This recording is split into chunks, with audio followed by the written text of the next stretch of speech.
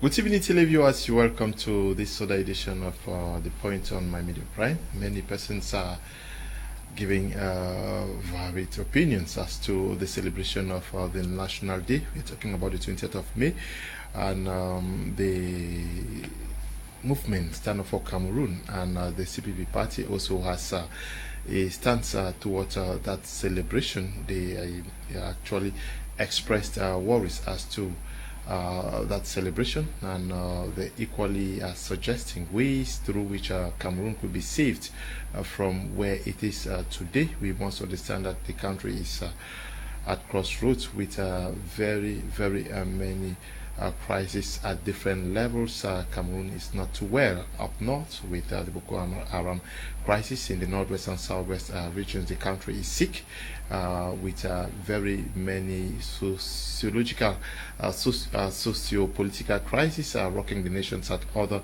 levels. We are this evening in the company of Madam EDITH. She is the national president of the CPP political party. She also is the coordinator of the Stand Up for Cameroon movement. She's in the studio with us and is our guest for tonight. We're glad to have you, Madam Ka, with us. Thank you. It's a pleasure to be here. It's been a little while. Yeah. I'm very happy to be here and very happy to discuss the nation. Okay, discuss the nation via communique, calling on Cameroonians, giving them the hope, telling them how to save this nation from the current impasse in which it finds itself. Actually takes a premise from the celebration of the National Day. Yes. You think that something is not right with that celebration?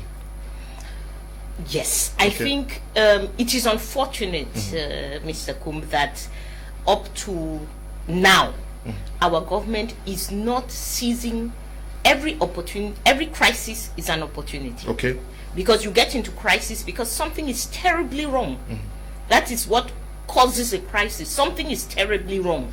Whether you like the way the crisis manifests itself or not, if you are somebody who is really for the good, the good of the nation, the building of a nation, you will always seize crisis as an opportunity to move forward as a nation. Since the Anglophone crisis started, we have not had a conversation. We've not had a conversation, a national conversation. Yes, we discuss it in the media. We as political leaders, you people as journalists, and so on and so forth. But the nation is begging for a conversation at grassroots level, because today it is very difficult for the young Anglophone who was arrested in 2017 when there were no guns, and who is still in prison today, to what can you tell him about 20th of May? While we were going to 20th of May, in the month of April, in Tuburu, in the extreme north province region, 21 people were kidnapped for ransom. 21 in a small village in 1 month. Do you really think Tuburu is feeling as if they are part of a nation? Do they hear the nation concerned about their well-being? Do we believe that the young boy who is here in WALLA and who is tempted to enter gangs and so on because he has no job, has no ability to go to school, has no ability, sees no future in front of himself, and so he is tempted by drugs and he is tempted by gangs? Is that young man, what are we telling him on 20th of May?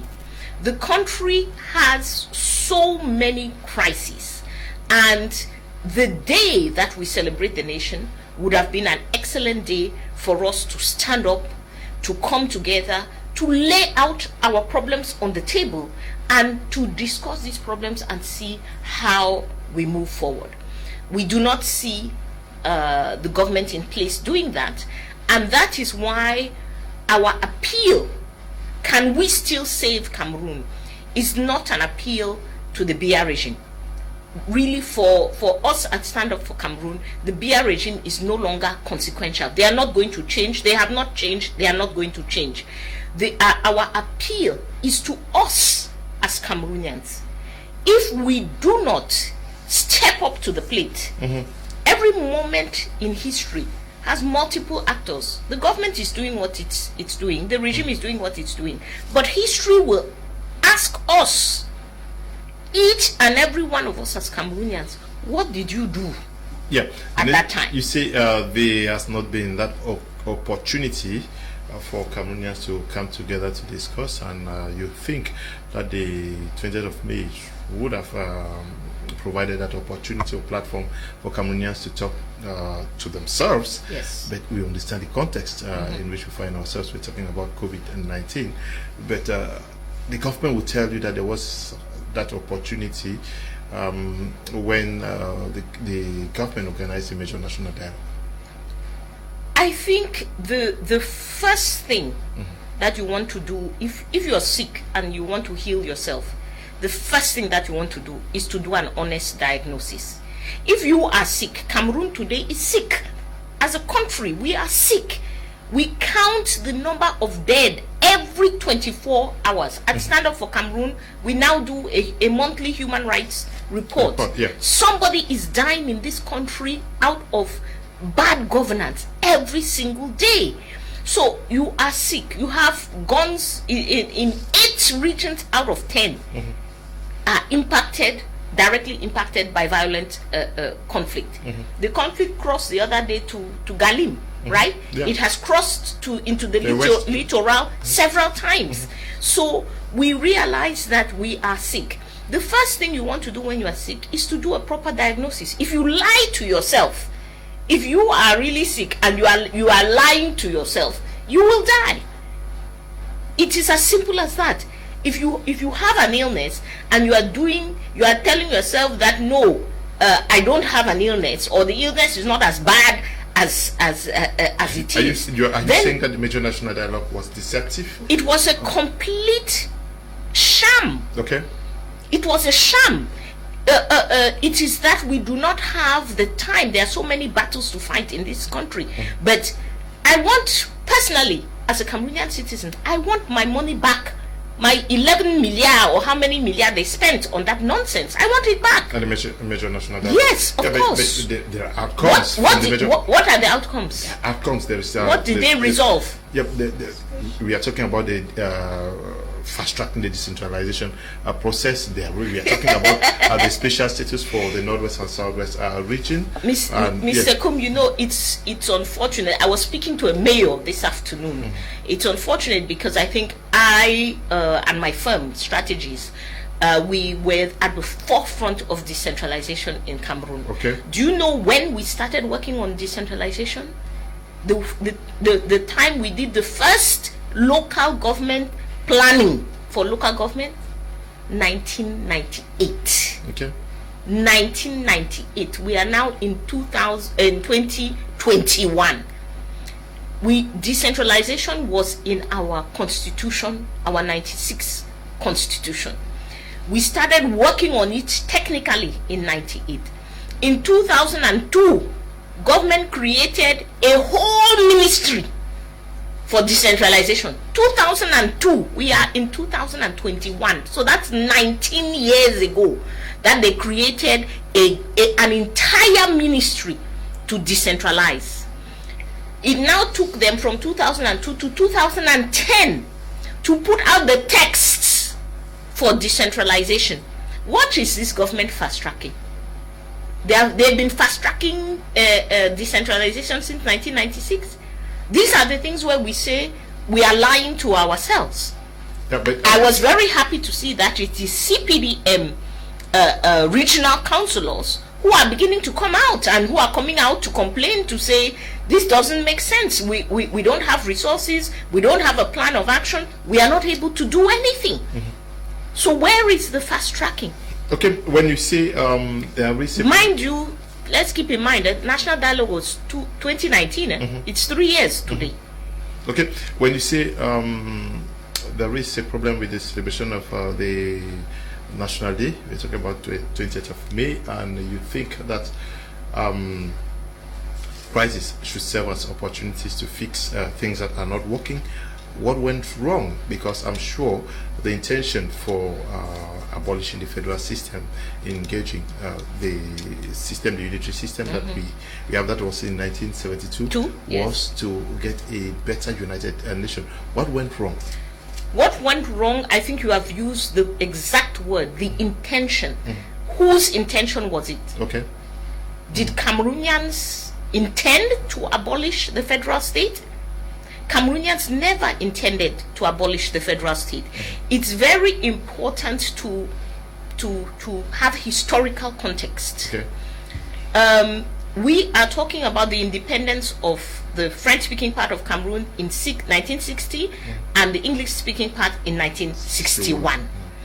The first place where things start to go horribly awry is in 1962.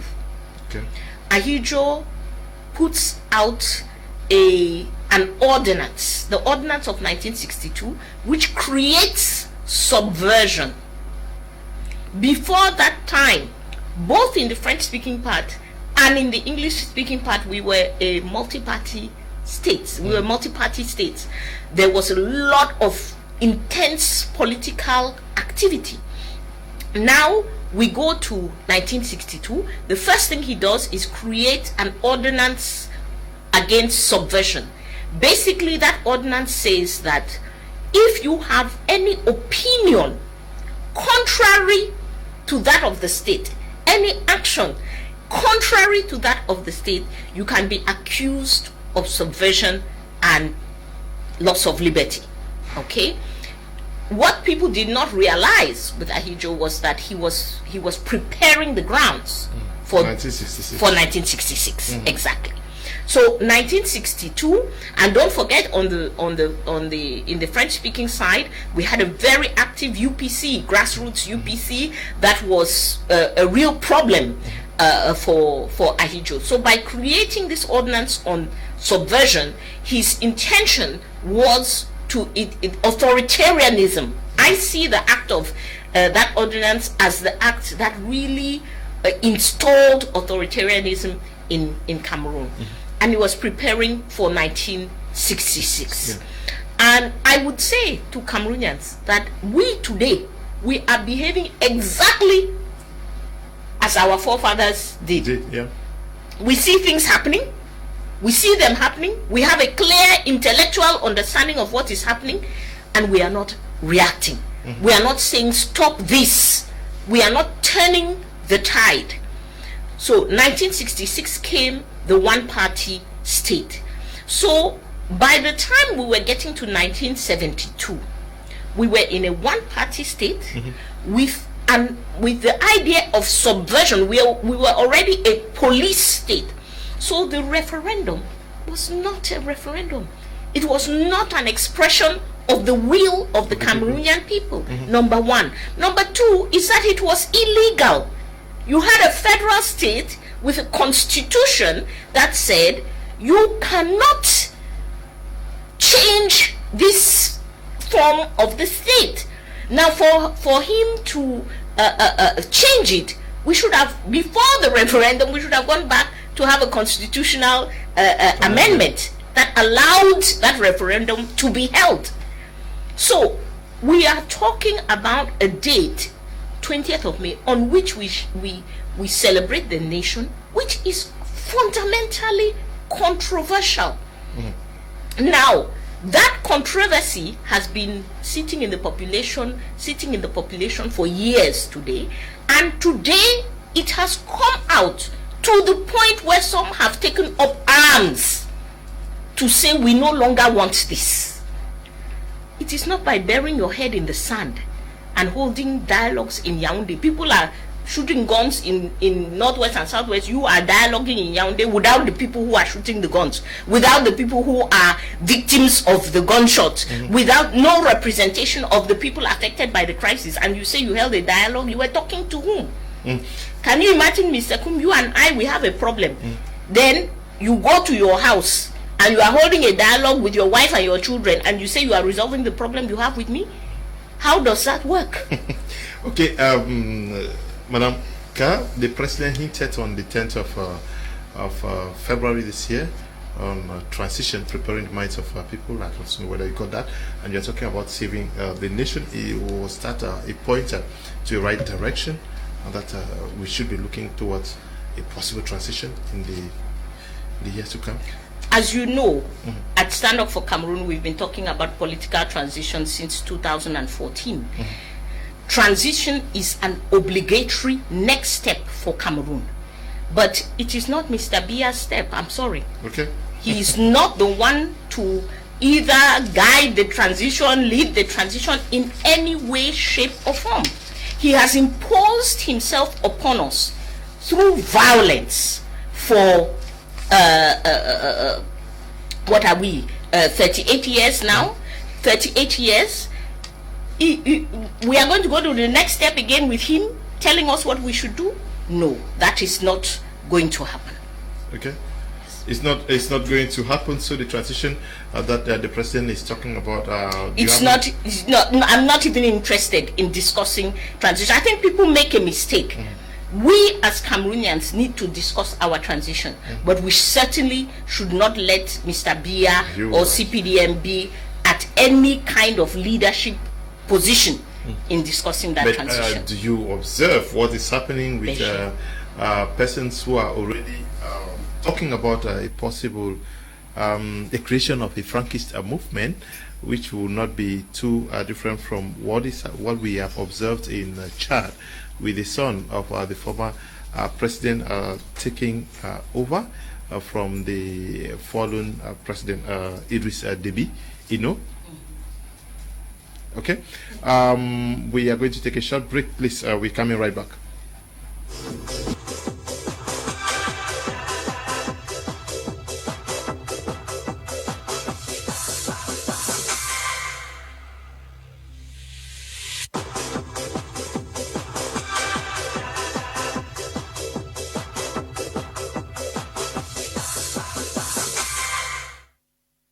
Okay, I was talking about the possible transition. Are you following up this movement that is preparing Frank Biya to take over, similar to what we have observed in Gabon and in Chad? You know, Mr. Kuma, I think that all Cameroonians are making a huge mistake by even having that conversation. Okay. By even pronouncing those words. Okay. First of all, it is an insult. No, it is an insult to us as citizens that somebody who has never so much as addressed a good morning to us, somebody who has never so much as hinted that he's interested in anything that is happening with Cameroonians, that you people should be sitting and having panels and discussing him as a potential presidential candidate. It's absurd. It is absurd. We should not even have that conversation. Yeah, but I'm sure. And personally, I believe that you people as journalists should stop allowing his representatives to come on panels. No, because a nation is built on certain things. Either you are telling those of us who dedicate our time and energy to build political parties, to be on the political scene, that we are wasting our time. Because you come and put us on the same level as somebody who has never done anything. Madam Ka, I'm sure panelists did not discuss the current Gabonese president Ali Bongo, who is there now, and nobody also discussed the current Chad, the person leading Chad today.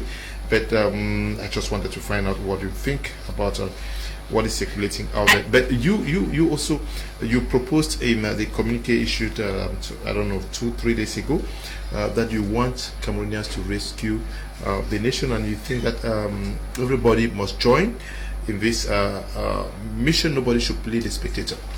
Absolutely. And I want to say to you that what we should do with Chad, Gabon and Togo is draw lessons. That's what we should do. Okay. We should not be discussing people's sons. We let us draw lessons to know that this is a possibility. How do we counter it? Okay. How do we make sure that it does not happen to us? It is not even a possibility. It does not even enter anybody's mind that this is a possibility. That is the question which is on the table, and we must join hands as Cameroonians. There is no other question on the table right now other than transition. Okay. The only question for Cameroon right now on the table, because we see that this government will not resolve the problems, the crisis which we have discussed. So our major objective right now is how do we get them out so that we can start rebuilding. Yes, but in this effort to get them out, you think that no Cameroonian should play the spectator role? How do you get everybody involved in this? One is that Cameroonians should stop talking. I am on several social media platforms, and we talk so much.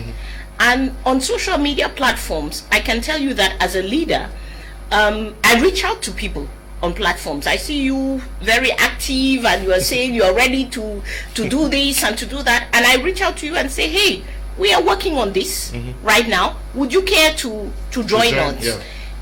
There you lose 95% of the people.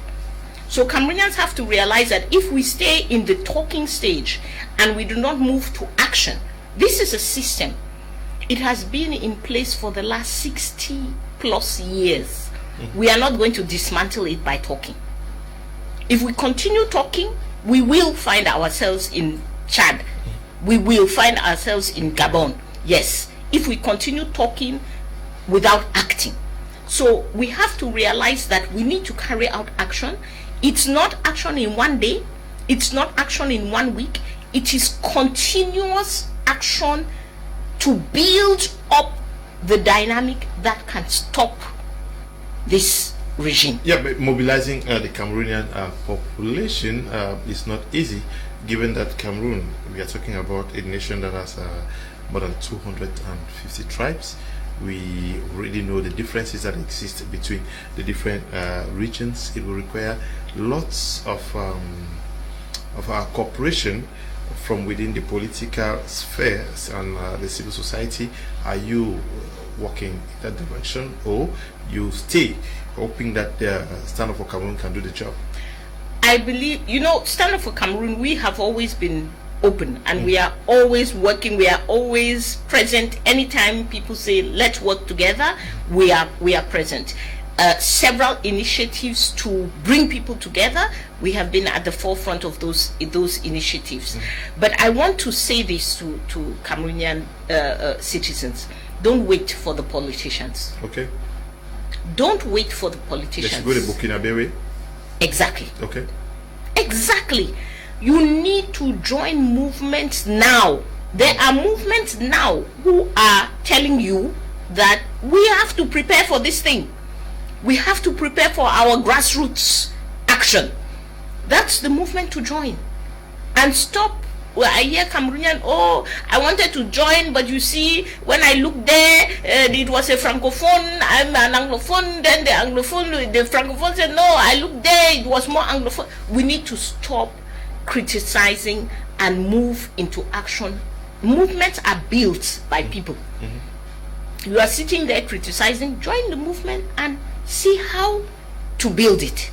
And I believe at this stage that if citizens keep waiting for politicians to come together in one big platform and so on, we will not save Cameroon.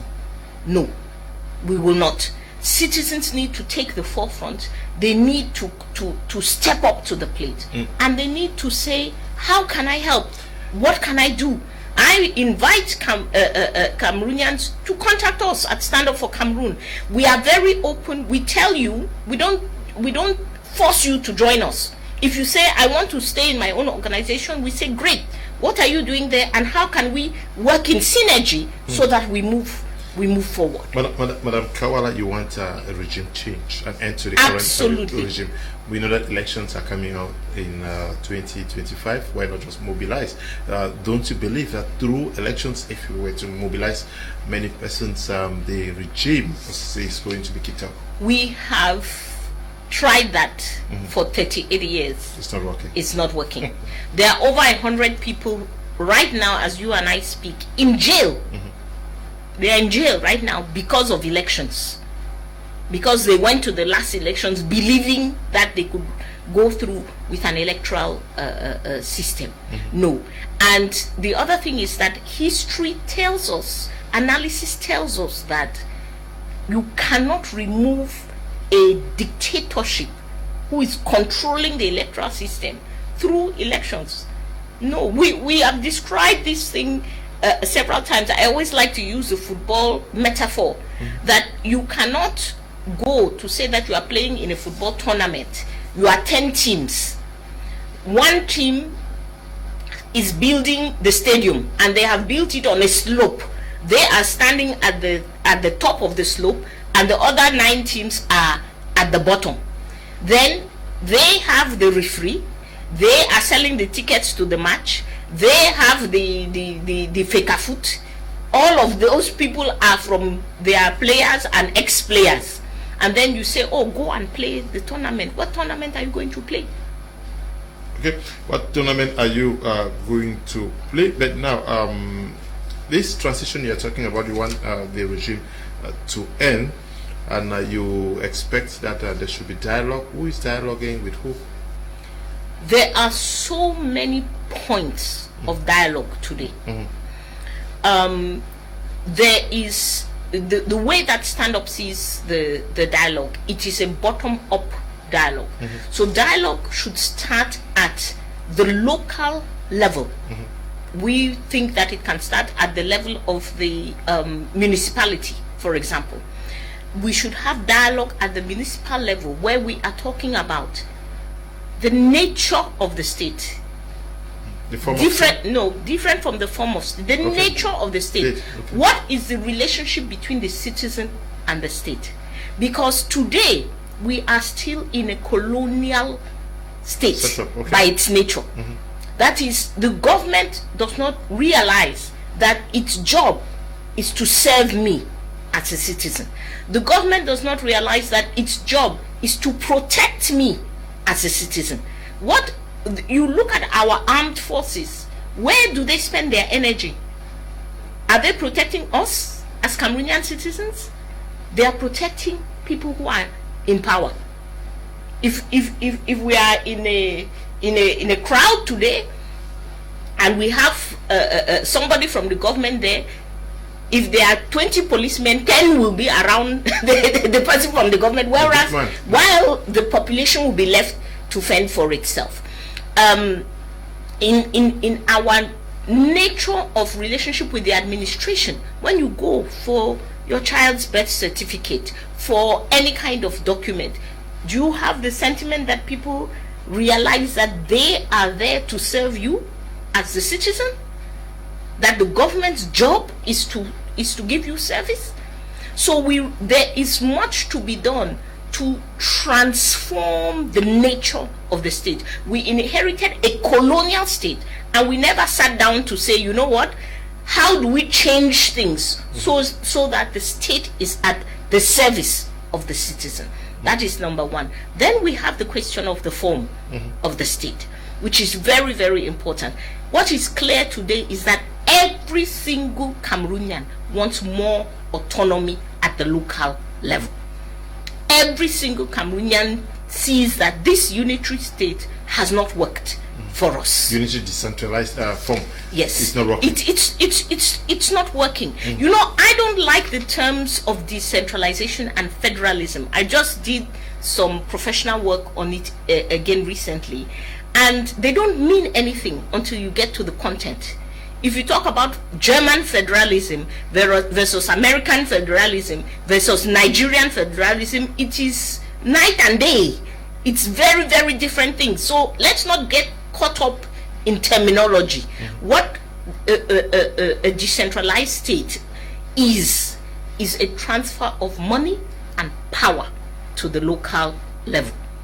And if you look at states which are decentralized throughout the world, you have a variation from those like Cameroon, who spend less than 15% of their national budget at the local level, versus if you take the Americans, they are spending about 50%, and you take the Germans, they are spending 70% at the local level. Those are the conversations we need to have. Let people not get caught up about decentralization, federalism, and so, because somebody can go and do nonsense, call it federalism, and come and serve it to you people, and you take it. Don't get distracted by the terminology. What we want to know is how much money will be spent at the local level. What is the power of decisions with regard to development that can be taken at that local level? Yeah. Now, you talk about the dialogue.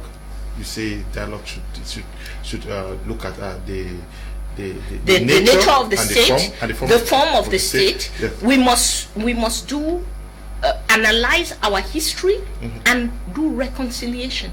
So many citizens in this country are at odds with the country. We have the Anglophone history.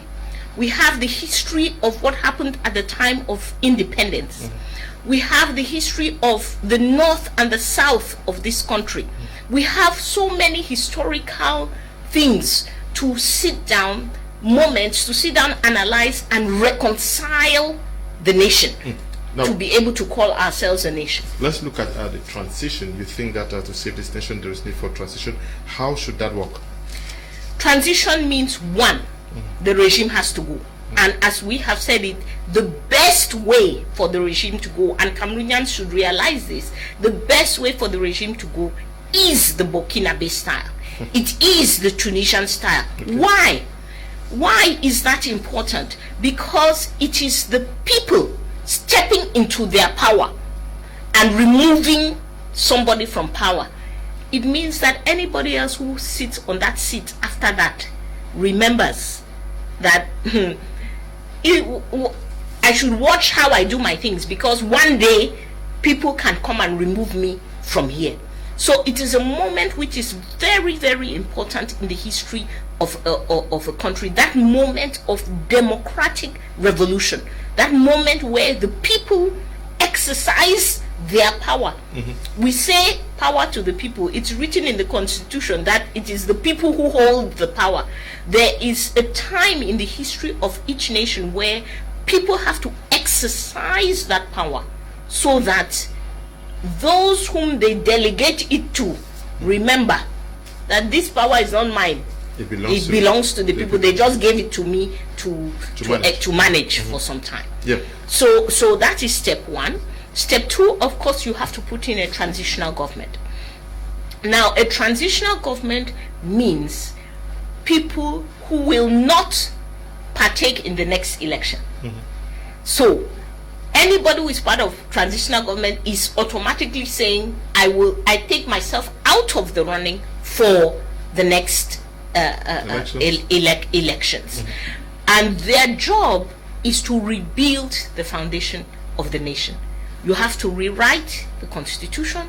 You have to reform the institutions. We have to reform the balance of power in the institutions.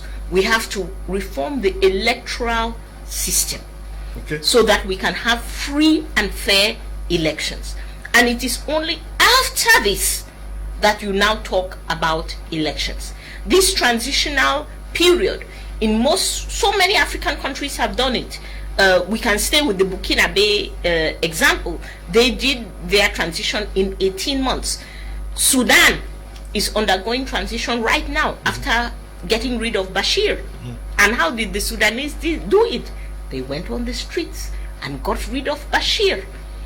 I don't know how Cameroonians think they can avoid this step of taking back their power. Yeah, but maybe they believe in the ballot box. You mobilize them better for the ballot box. I don't think Cameroonians don't believe in the ballot box. Okay. They don't go to vote.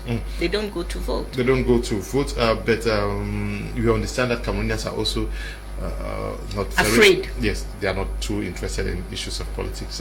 How do we get them to get? No, I think that Cameroonians are very interested in issues of politics. It is one of the countries where people discuss politics, they watch politics, they talk about politics. I think that the most important thing that people have to realize is that talk has to go with action. Like everything else we do in our lives. If you just talk about it and you don't take action for it to happen, it will not happen. Now, the transition. How do you select those to man the transitional government? Those who man the transitional government, as I said, one, they are not up for the next election. Yes. Two, it is people who have shown, one, that they have the interests of the country at heart. Two, that they have integrity, they have credibility with the people. Three, they must have some leadership and technical ability, because it's about organizing the country and organizing things. So if I give examples right now, if we take some of the lawyers who have been defending us throughout this period at personal sacrifice, taking risks, taking challenges, we realize that we have quite a few of them who could be in such a transition government. If we go to the religious leaders who have been able to courageous enough to step out and talk out on issues of rights and so on and so forth, we realize that we have a few. You may have political leaders who decide to join the transitional government and give up their chance to run for office. So you realize that we do have people within Cameroon, and definitely we can go and borrow a few heads from our diaspora as well. Are you discussing this already with some of them? Of course. Okay. Of course, we are discussing this with some of them. Of course, at the level of stand-up, we have a list, because if something happens tomorrow, we want to be ready for that transition. You want to be ready, but which means that what you're saying, political parties for now should also not be. Are you very comfortable that we have more than 317 political parties in the country? You know, I think it's a non-issue. I think it's a complete non-issue. If I ask you to name 10 political parties, you will not be capable. I'm surprised myself. Yes, to hear that you will not be capable. So I am a political party, and I am not at all disturbed by the 290 how many unknown political parties. It's not a problem. We should stop. I think this is CPDM discourse, where they like to say, oh, the opposition is not united, look at them, there are so many. We talk about systems like the US, where we say, oh, they have 2 political parties. It's a lie. There are 100 political parties in the United States.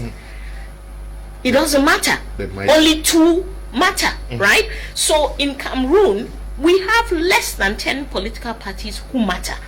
Let's listen to what they're saying. Let's talk to those people and let's move on. So the way to save Cameroon is through a transition, an end to this regime? It's through first of all, Cameroonians stepping into their power. Cameroonians deciding we have the power to take our country in a different direction. That's step 1.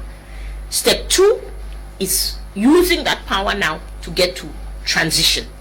And then step 3 is guiding through the transition and rebuilding the foundation of the country. Understand how Cameroon operates. You have been arrested more than 3 times now?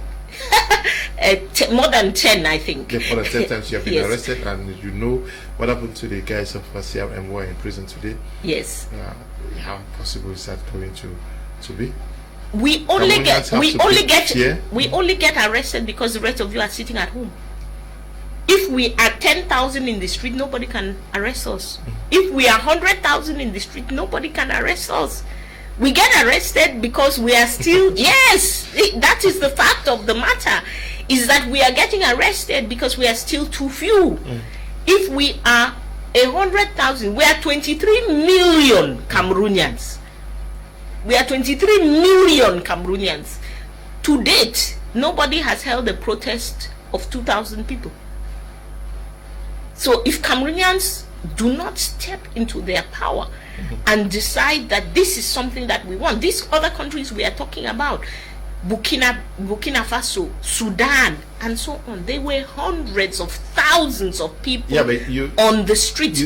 No government, no army can stop you. You talked about something non-violent. How possible can Absolutely. You control? Yeah, if people were to come out and mass, it's going to also be very difficult for you to manage that crowd. How do you tell them not to go violent? One is that is why we start talking about non-violence right now, and that is why those who really want change for Cameroon need to join a movement, because we train on non-violence. We test, as you know, we go out on the street ourselves. We face violence with non-violence. So those are the people who will be leading at that time, because they know what to do on the street. And we see that if you have leadership which is showing that example of non-violence, you control the crowd. If the leadership starts to be violent, you lose control. So this is why we keep insisting on non-violence, so that the day we are coming out, people should already have it in their minds that we are coming out in non-violence. Okay, we are talking about how to save Cameroon. The Prime Minister was in WALLA some days back to meet with members of GCAM out here in the nation's economic capital. You followed up with what transpired out there. He came with a delegation with the intention of getting GCAM interested and involved in the reconstruction process of the troubled southwest and northwest regions. You made sense out of this meeting? No. Okay. No sense whatsoever. Investment goes into a framework. I mean, this is I think business 101. People do not put their money into places where their investment may be burnt tomorrow, where their investment may be shot at tomorrow, where they cannot keep their workers safe, right? So the Prime Minister's job one is to end the crisis. You cannot tell people about reconstructing. As I told you, we are doing the human rights report. It is not because we have stopped talking about it in the media. Everybody has crisis fatigue. So unless it is 20 people who die or 50 people who die, we no longer talk about the incidents in the northwest and southwest. That it's not because we're not talking about them that they are not occurring. They are happening every single day. The insecurity remains real. The people who are in the northwest and southwest and who are doing business, talk to them. They will tell you the cost at which they are doing business. So we need to realize that the government's job one is to get is to end the crisis. Yeah, but the Prime Minister is making his efforts to see the government wants to reconstruct the southwest and northwest regions. He is the head of government, and he's seeing how business persons in the nation can accompany government reconstruct these regions. How do you expect the Prime Minister to stop the crisis? It is so ridiculous, because that Prime Minister is from the southwest province, southwest region. Can he go to his village without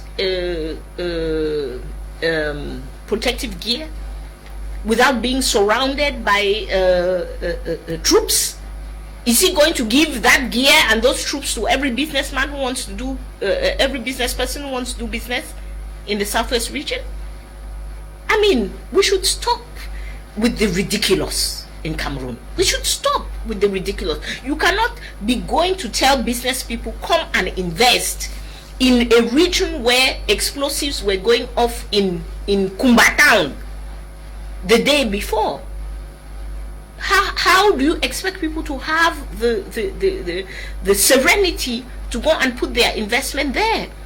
And we do not see the steps by government. Once again, right now as we speak, government has no initiative on the table to end this crisis. None. Yeah. There's no dialogue going on with the people in those regions. The young men that today we were doing some research on DDR. They said they have a DDR center that people should go put down their guns and join the DDR center.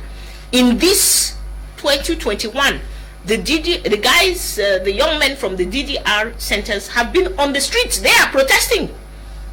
Cameroonians don't want to protest. The DDR boys are protesting. They have been on the streets 3 times since the beginning of this year, yeah, but you say because they have gone, they put down their guns, and government made a promise, and government is not keeping its promise. Yeah, you say the government may not have a blueprint on how to end but maybe negotiations. They don't even have an attempt. Yeah, but maybe backdoor negotiations. We don't need backdoor negotiations. We need there are, of course, discussions which can take place in private, but the people to whom the affront has occurred, the victims in this crisis, is the civilian population in Northwest and Southwest region. Government, at the hour where we speak, Stand Up for Cameroon, in our last report, we published a report. There are close to 500 young persons still in jail at this hour where we speak. The majority of them arrested in 2017 when there was no violence. Please, what is Mancho BBC still doing in jail if this government wants the end to this crisis?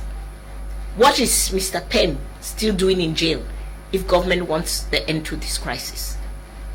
What are all those young people who were arrested at the time when there were no guns, so you cannot accuse them of violence? There was no violence at that time. What are they still doing in jail? Okay, Mr. Ben Aki, Dr. Ben Aki is writing. He says, Mr. Liu, could you ask Madame Ka WALLA whether she thinks the 1972 referendum was legitimate? East Cameroonians are okay.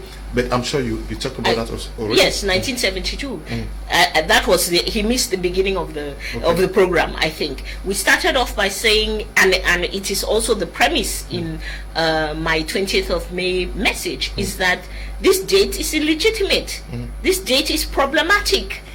This date it does not hold water as the national day of the country. The referendum took place in an authoritarian state and in violation of the federal constitution of the moment.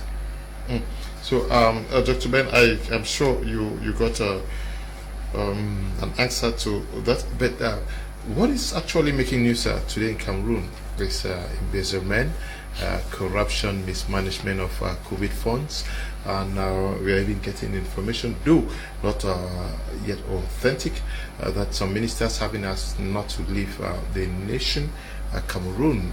Do you see this as a trap? How do we explain that in 2021, in the midst of a crisis, global crisis, some ministers can still dare to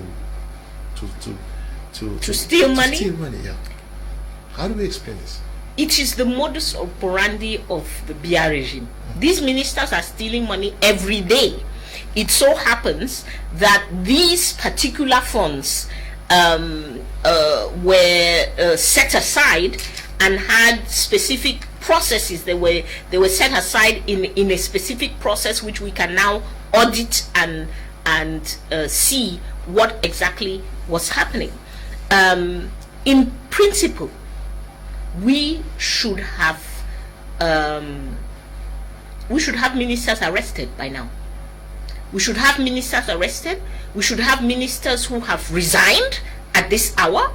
The Prime Minister and the Secretary General of the Presidency should start by resigning themselves, because they are the persons responsible. Yes, this possibility of giving special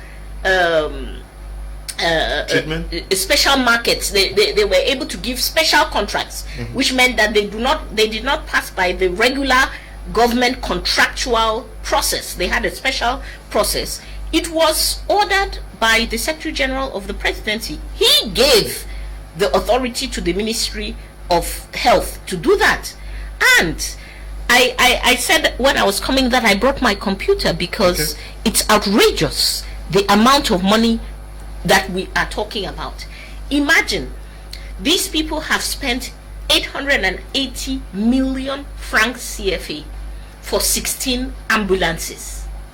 Not a single ambulance has been delivered to date where we speak.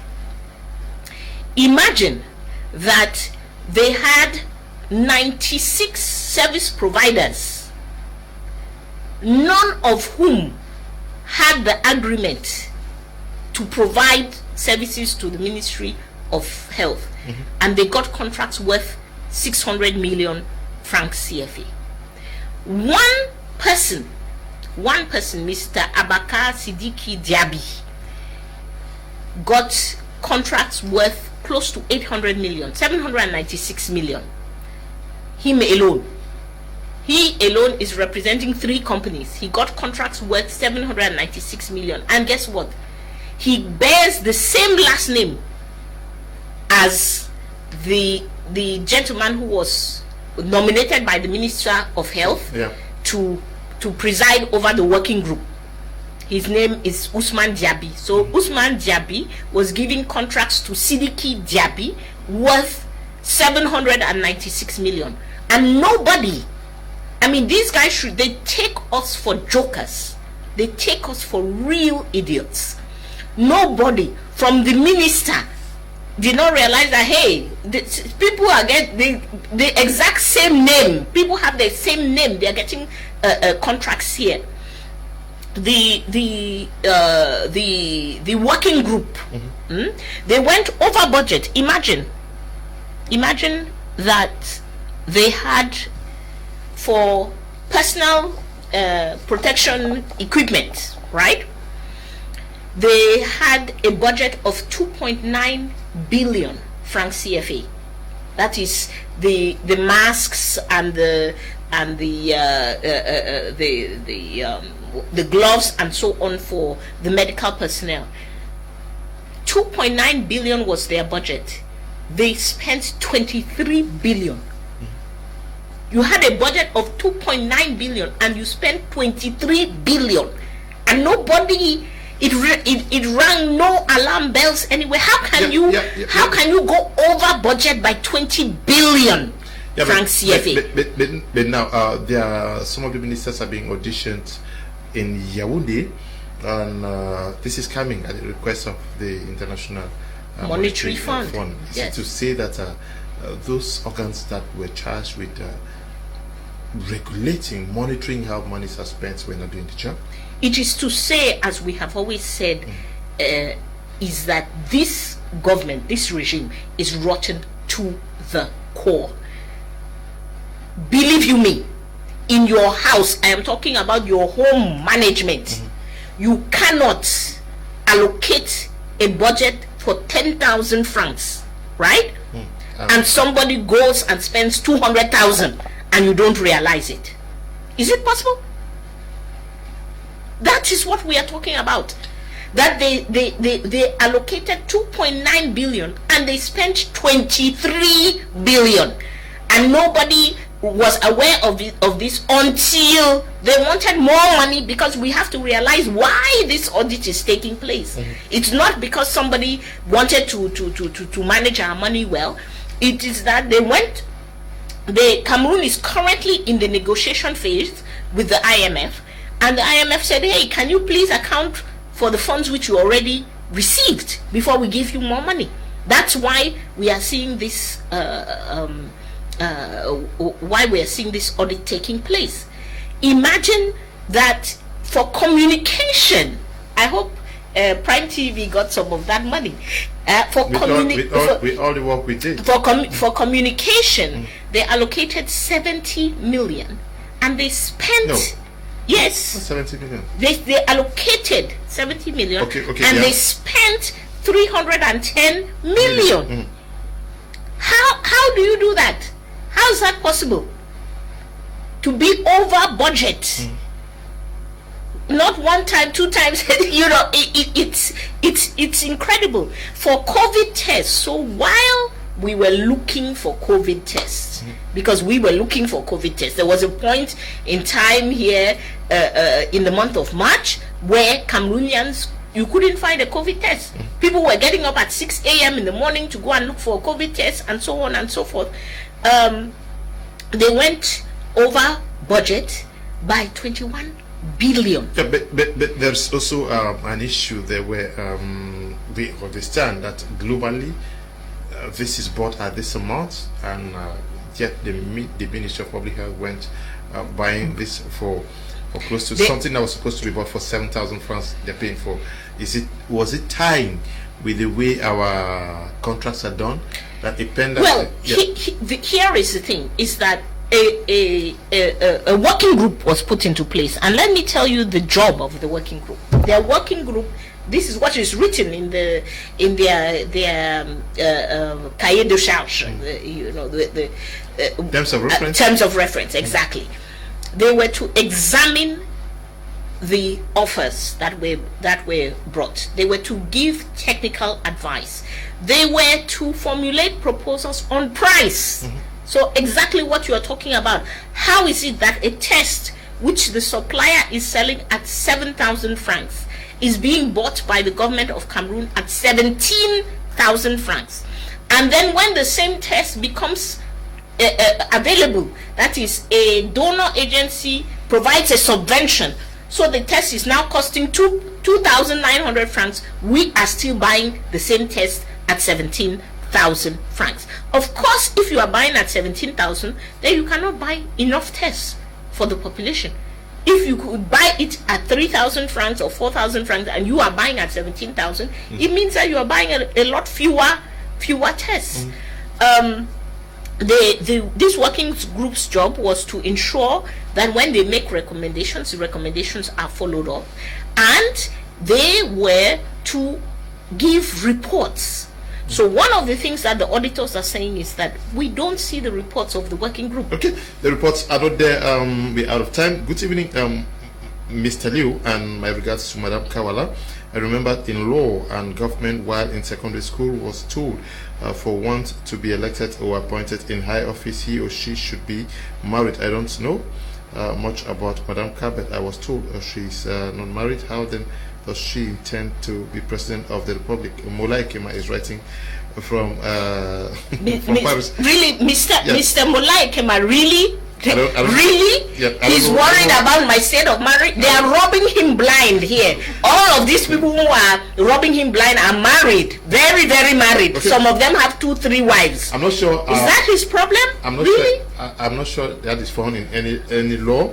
Hi, Leo. We can save Cameroon if resources used for ammunition and war operations by both parties to the conflict can be invested in education and investment trust funds. Government leadership and politicians can go hawk a train. They are all jokers. JN Abgo is writing from Kumba.